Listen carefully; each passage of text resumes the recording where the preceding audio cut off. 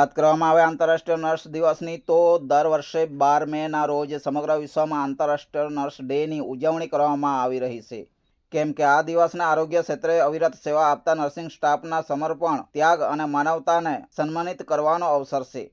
અને તેથી આ વર્ષની theme our nursing our future empowered nursing save lives આપવામાં આવ્યું છે. જો કે કોરોના કાળ દરમિયાન તબીબોની સાથે ખભે ખભા મેળવી નર્સિંગ સ્ટાફ દ્વારા નિષ્ઠા, હિંમત અને સેવાભાવથી કામગીરી કરતા સમગ્ર સમાજ માટે પ્રેરણારૂપ છે. કેમ કે દર્દીઓને સારવારથી લઈને માનસિક હૂંફ પૂરી પાડવાની જવાબદારી સુધી નર્સોએ માનવ સેવાનું ઉત્તમ ઉદાહરણ પૂરું પાડ્યું છે. ત્યારે આ બાબતે તાપી જિલ્લાના વ્યારા તાલુકા ખાતે આવેલા સિંધિયા પ્રાથમિક આરોગ્ય સેન્ટર ખાતે ફરજ બજાવતા સ્ટાફ નર્સ નીલિમા ચૌધરી દ્વારા એવું જણાવવામાં આવ્યું હતું કે જ્યારે દર્દીઓ હોસ્પિટલના ઉંમરે આવે ત્યારે દરેક દર્દીની સેવા એ જ તેઓનો પરમ ધર્મ છે અને જ્યારે દર્દીઓ સાજા થઈને પરત ઘરે જાય છે ત્યારે તેઓને સાચો આનંદ મળે છે. વધુમાં એવું જાણવા મળ્યું હતું કે ગ્રામ્ય વિસ્તારોના દર્દીઓને ઘણીવાર તબીબી સારવાર સાથે માનસિક હૂંફ અને યોગ્ય માર્ગદર્શનની પણ જરૂર રહેતી હોય છે. બીજી તરફ શ્રુતિ ચૌધરી દ્વારા જણાવવામાં આવ્યું હતું કે દર્દીઓને જ્યારે સારવાર આપવામાં આવે છે ત્યારે સરકારની વિવિધ આરોગ્યલક્ષી યોજનાઓ સંદર્ભે પણ માહિતી પૂરી પાડવામાં આવે છે. કેમ કે લાભથી વંચિત રહેલા લોકો સુધી યોજનાઓનો લાભ સહેલાઈથી પહોંચાડી શકાય. જો કે દર્દીઓને ગંભીર સ્થિતિ જણાઈ આવતા વધુ સારવાર સમયસર સારી રીતે મળી રહે તે માટે દર્દીઓને રેફર પણ કરવામાં આવે છે, જેથી કરીને કિંમતી જીવ બચાવી શકાય. જ્યારે ઇન્ચાર્જ મુખ્ય જિલ્લા આરોગ્ય અધિકારી ડોક્ટર ભાર્ગવ દવેએ જણાવ્યું હતું કે તાપી જિલ્લામાં 40 પ્રાથમિક આરોગ્ય કેન્દ્ર સહિત 7 સામૂહિક આરોગ્ય કેન્દ્ર કાર્યરત છે, જેમાં સિવિલ હોસ્પિટલ ખાતે નર્સિંગ સ્ટાફ દિવસ રાત સેવામાં કાર્યરત રહી આરોગ્ય સેવાઓને વધુ અસરકારક બનાવી રહ્યો છે.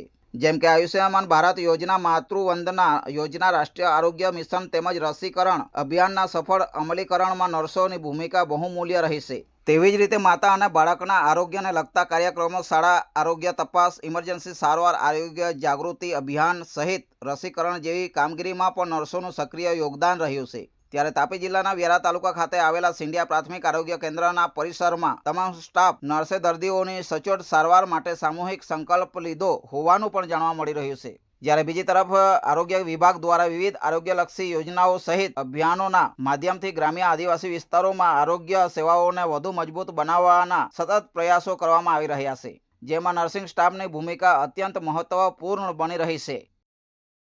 મારું નામ નીલિમા તનસુખભાઈ ચૌધરી. હું પીએચસી છીંડિયા ખાતે છેલ્લા 9 વર્ષથી ફરજ બજાવું છું. પ્રાથમિક આરોગ્ય કેન્દ્ર ખાતે આવતા દર્દીઓને તમામ સારવાર અને નિદાન મળી રહે ત્યાં સુધીની જવાબદારી અમારી હોય છે. અમુક ગંભીર સિચ્યુએશનમાં પેશન્ટોને અમે હાયર સેન્ટર પર રિફર કરતા હોઈએ છીએ.